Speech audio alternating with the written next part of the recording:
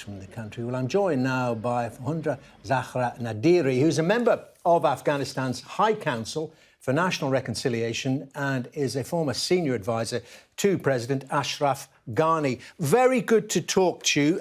First of all, can we start with this explosion in Kabul? I don't know if you have any more information about it. It appears to have blown up in the green zone itself, therefore an attack at the very heart of the capital.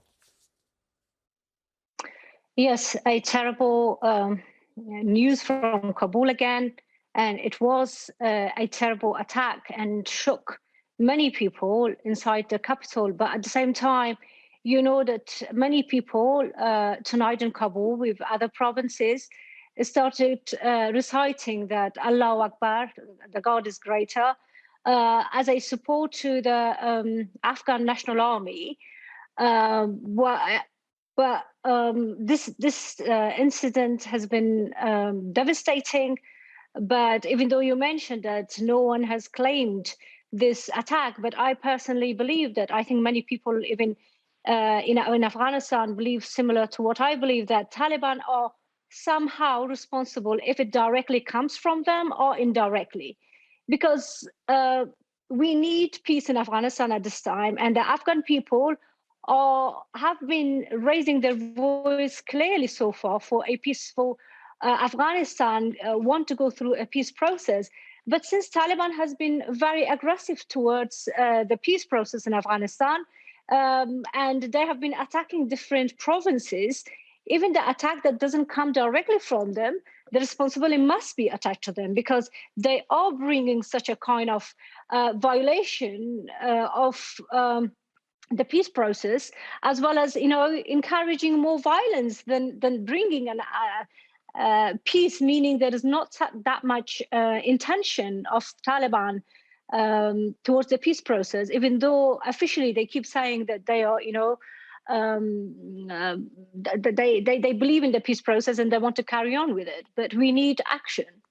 Well, tell me more broadly about your fears for Afghanistan with this renewed Taliban offensive, and in the context of the peace deal you refer to, done with the United States, with the coalition partners, which is leading to the complete withdrawal of American and British and other troops from Afghanistan. Do you think that policy led by President Biden is the correct one?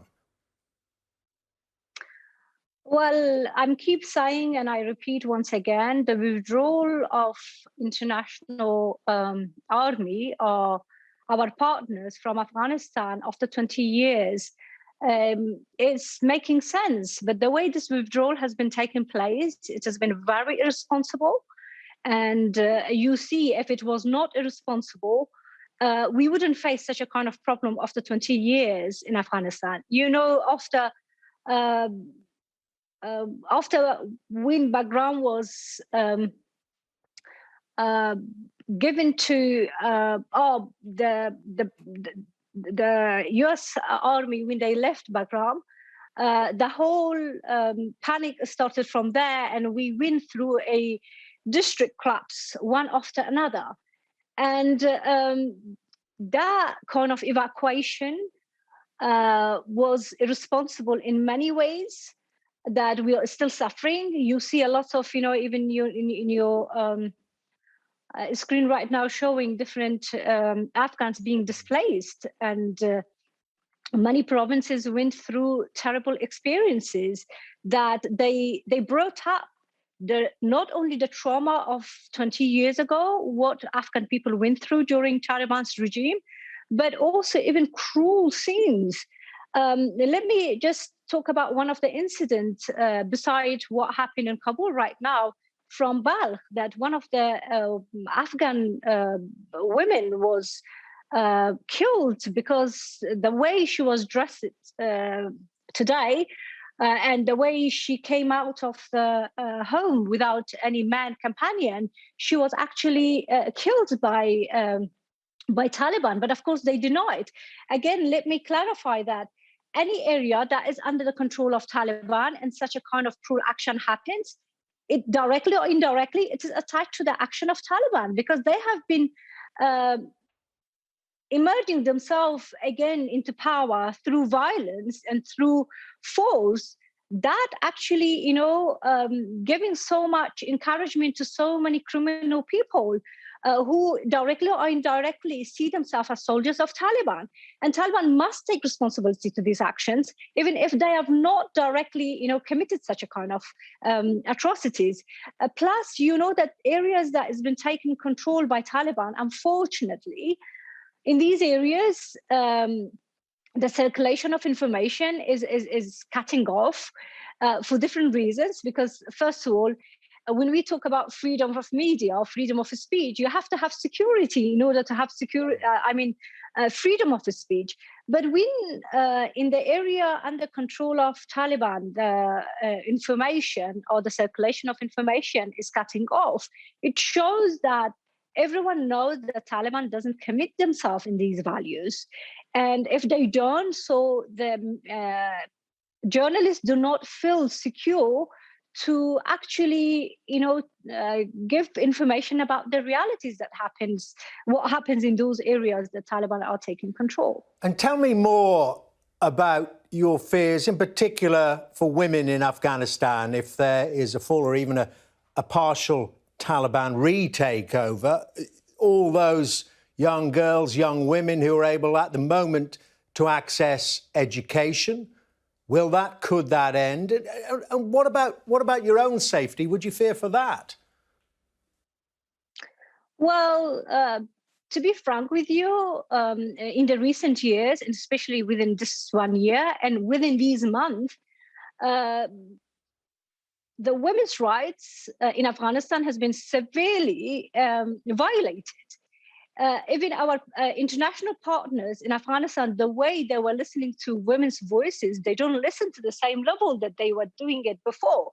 For instance, within this course of 1 year, our international partners, who was a very strong advocate of women's rights in Afghanistan, they have been, forget about Taliban side, they have been trying to replace Afghan women by Afghan men, and actually somehow giving this kind of authority to Afghan men that they can protect women's rights.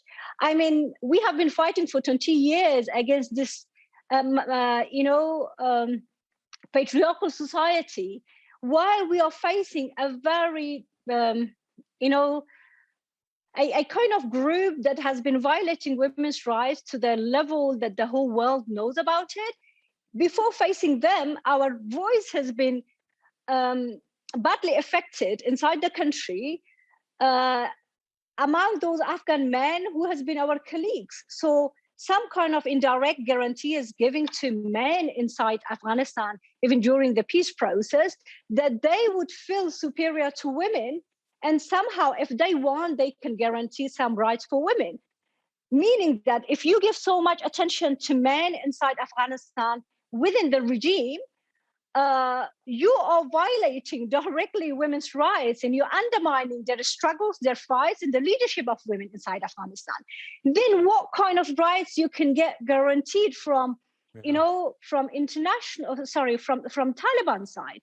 Wow. Let me highlight this fact that even if you read the statement that was given by EU and US in the past weeks, you just see women's rights as a generalized notion, while you see in reality in the areas that is taken by Taliban, it's mainly the women who has been affected badly. They cannot freely go outside their house. They cannot really, without the companion of a man, cannot go and do their routine as they were used to do it. And their dressing codes, again, scrutinized by Taliban. And if it's not appropriate according to them, they can easily kill them, and they deny it the next day. Yeah, well, I mean, it is such a concerning and worrying situation. Thank you so much indeed for joining us on Sky News tonight to tell us all about it. Thank you very much indeed.